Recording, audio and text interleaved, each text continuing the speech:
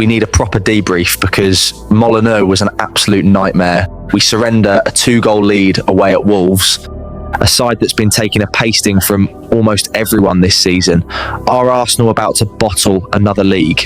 Because let's be brutally honest, if Man City go on to win their remaining games, they win the league. Yeah. For the first time this season, our destiny doesn't lie in our own hands anymore. It's like deja vu all over again because we always capitulate around February and March. Let's not completely lose our heads just yet. If we go on to win our remaining games, we win the league as well. It's not completely out of our grasp. It's still 50-50. But look, I hear you. Arteta came out and said, if anybody blames the team for that woeful performance, they're right. And he's spot on. We can sit here and dissect a million things that went wrong at Molineux, but the deed is done. It's totally unfair to put all the blame squarely on Arteta's shoulders though. The players, Mikel ain't the one out there making basic turnovers and coughing up possession against the worst side in the league, is he? But what actually went wrong out there to surrender a 2-0 lead against a rock bottom side for a team supposedly chasing the title? The optics on that are horrendous. In as much as I don't want to be too overly critical of the boys, it was an abysmal performance. A proper shocker. I literally lost count of how many turnovers Timber had and how many times Martinelli just gave the ball away. It boils down to squad management and those crucial in-game decisions like the substitutions. I want Mikel to look more into that side. When you say squad management, are you talking purely about the team selection from the off, or are you saying... Nah, look, every player in that squad has the quality to start. That's why we don't call them bench players anymore. They are starters and finishers. What I mean by squad management is the distribution of the physical load.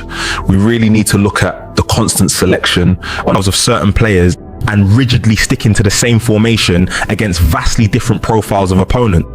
Against Wolves, we had absolutely zero reason to adopt a conservative approach. We should have gone out full throttle, destroyed their morale early, and killed the game dead. You do not give a team like that a sniff. Zubimendi and Timber should not have started. Because if you clock it, both players are the outfield players with most minutes of game time this season. You could feel it. They were running on fumes. Secondly, we need players who can contribute immensely in the final third. We were supposed to overload that final third with an extra body, exactly like we did against Wigan. People talk about Wolves being a Premier League side, but let's be honest, we could easily deploy a back three against them and dominate. We sacrifice a defensive player for extra body. In the final third, we suffocate them rather than control the game. Wolves don't pose a threat until we give them the sign of a team under pressure. Once you start racking up turnovers and loss of possession, they will grow into the game and cause you aggro. So dropping Zubimendi and Timber, is that a purely tactical shout from you, or is it strictly load management? Because I agree, Timber looked incredibly lethargic out there, and Zubimendi was anonymous for the entire game. It's a bit of both, mate. Listen, our attacking third actions have actually been quite underwhelming for large spells this season. Forget the raw statistics and the total goals scored. The brutal truth is that we're only holding this slender lead at the summit because our defensive coordination has been immense. But a well-drilled defense unit can only take you so far. At this absolute crunch point in a title race, the attacking unit needs to be completely activated. Tactically speaking, we knew we had the superiority. Wolves are rock bottom.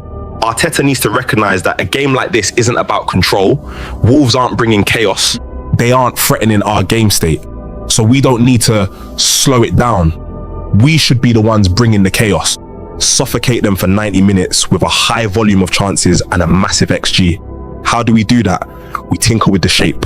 We aren't facing any explosive wingers that require Timber's 1v1 lockdown defending. Half their wingers are out injured anyway. So Ben White comes in. Benny gives you way more attacking output. And that's, if we're sticking to a back four, leave Declan Rice to do the box-to-box job. And when Declan advances during our attacks, Saliba tucks into the base, making it a 4-1-4-1 formation. Pep deploys a similar formation whenever he's planning to use all his attacking players. John Stones will be tasked with the auxiliary 6 role during attacks. It requires bravery to deploy this kind of formation. Pep does it against lesser teams, that's why he's winning all the time. That's a massive tactical lowdown on another way of using a back four in an attacking pattern. Yeah. You mentioned the back three earlier. Yeah, a back three is another formation that could have worked wonders against Wolves. It's simple. Sacrifice a defender like Timber, or for back three of Gabriel, Saliba and Mosquera. But this time around, it got to be a double pivot in the middle, and that boils down to combining Declan Rice's progressive movement prowess with either a midfielder who has a line-breaking passing skill set in his locker, or one who can thread an incisive vertical pass.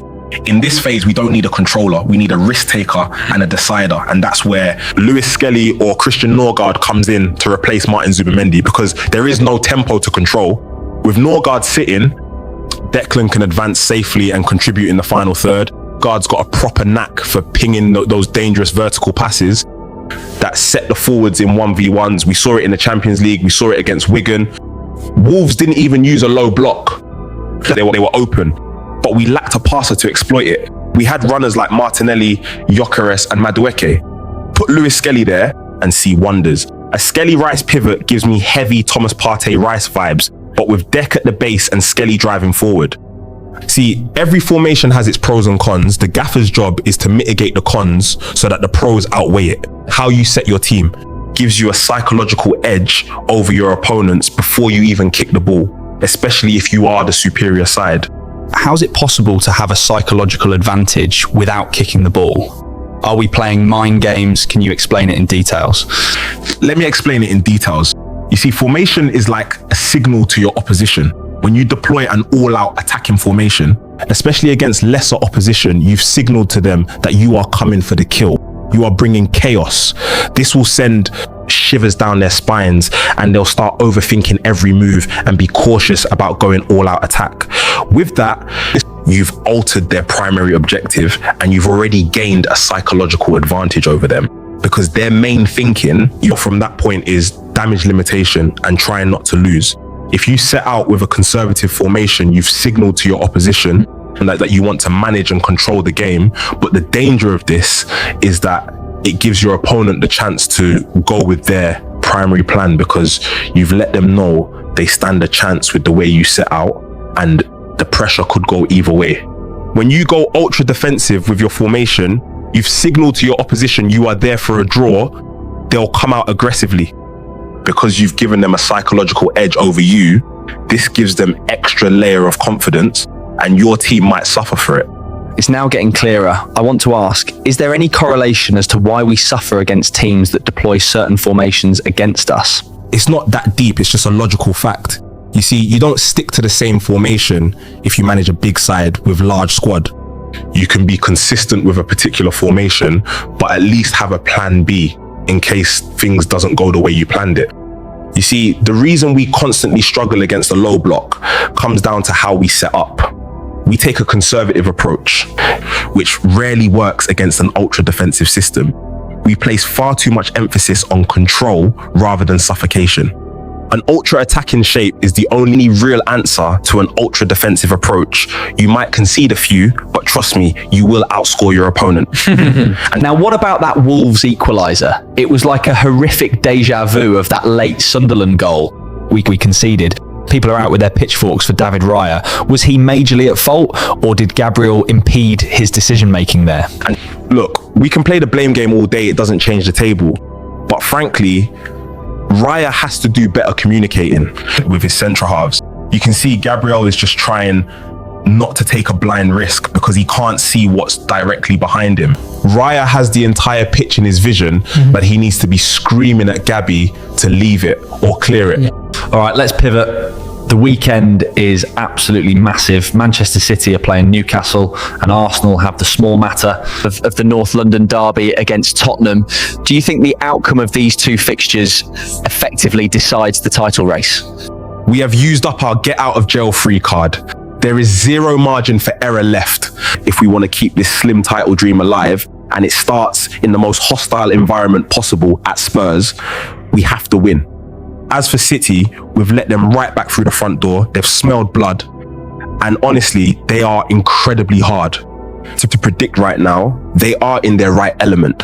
The transfers of Guehi and Semenyo were absolute game changers for them. We can't control what City do against Newcastle. We should only care about our patch. We leave the rest to luck. So how do we set up for the North London derby? What's your preferred team selection and shape to get the job done away at Spurs? We can't go entirely swashbuckling against Spurs away, but we absolutely cannot afford to be overly conservative either. Timber needs a rest and he looked incredibly leggy, so White has to come in. And crucially, Saka needs to keep that number 10 role for now. He has been vastly more effective operating centrally than Eze or Odegaard in a couple of games now. As for Eze, he can be moved to that left wing. Trossard has been out of form for a while now, and judging by his man of the match display with a hat-trick in the first North London derby earlier this season, this game might be the big game he needs to get his season back on track. So I'm starting him for confidence sake. Whatever the system, I am not starting Zubimendi. Rest him.